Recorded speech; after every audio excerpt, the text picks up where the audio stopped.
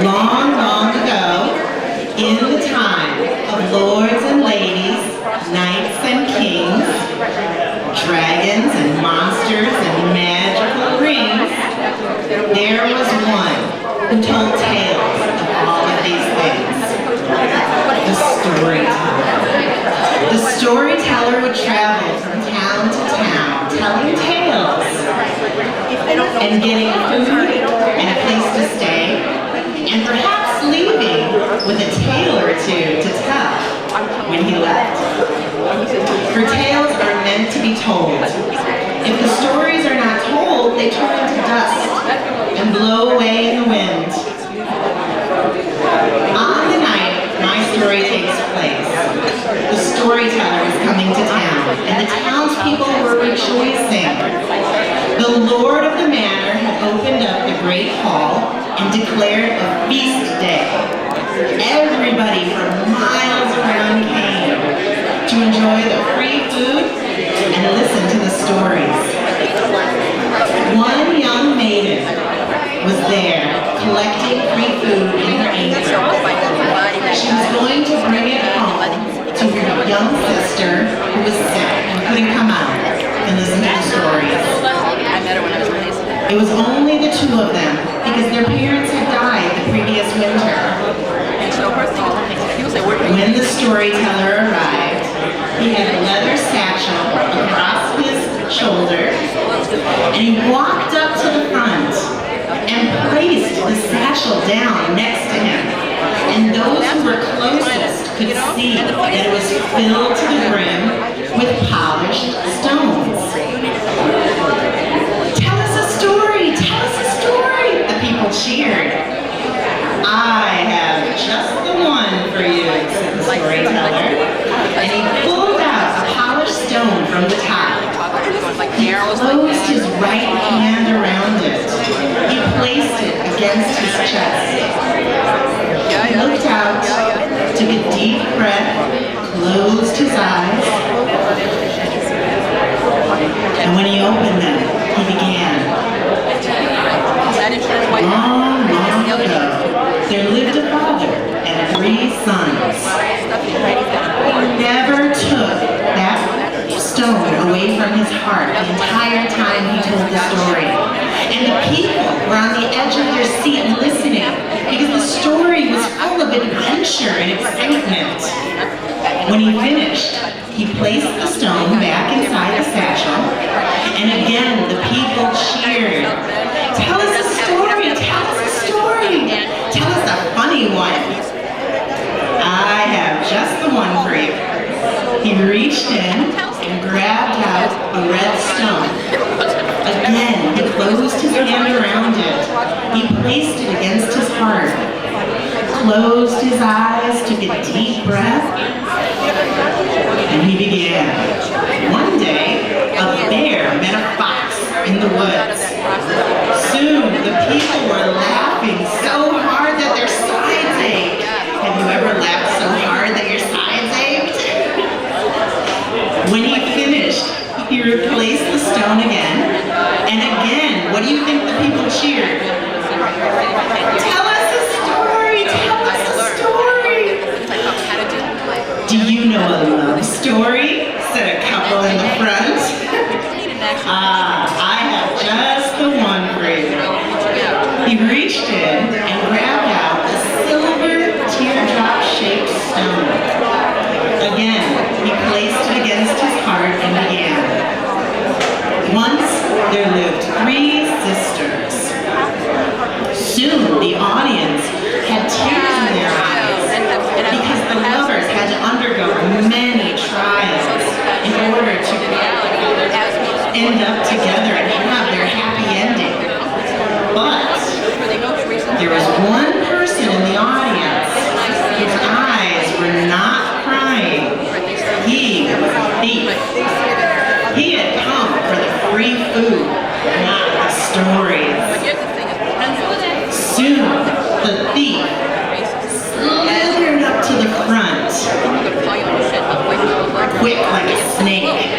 He peeked in to the satchel and saw the polished stones. His eyes grew wide and his interest in the storyteller grew as well.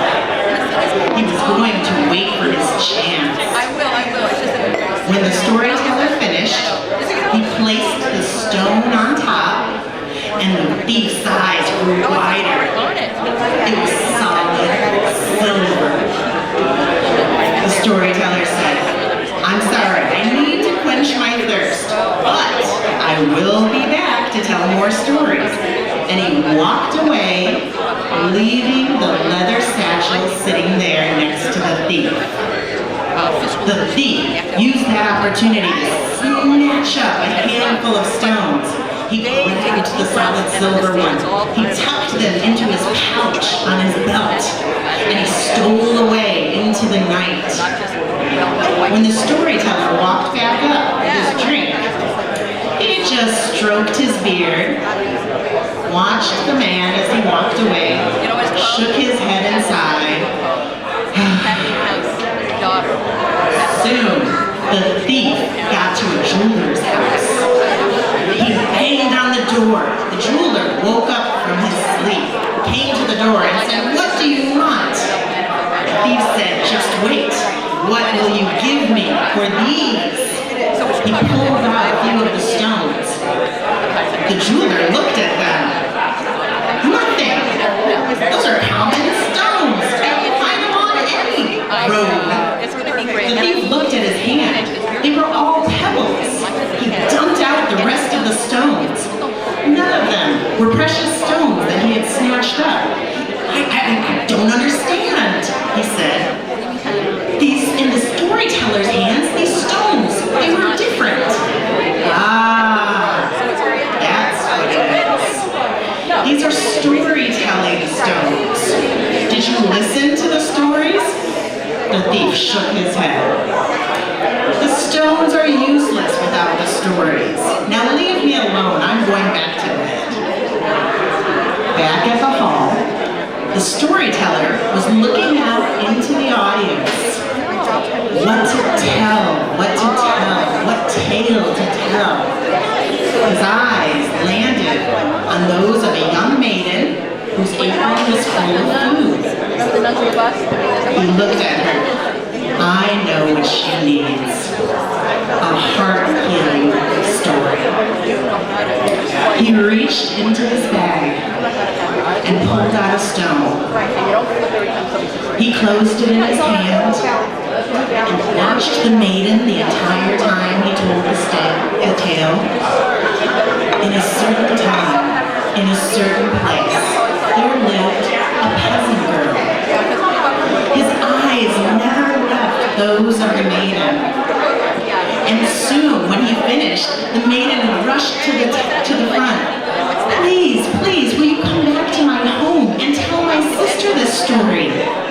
I think she needs this." He looked at her and handed her the stone. Said, "I think you need to tell this story. You need this story more than I do."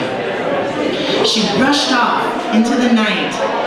When she arrived at her house, she told her sister, "I have something wonderful." And she opened her hand and looked down, and it was just an ordinary rock in her hand.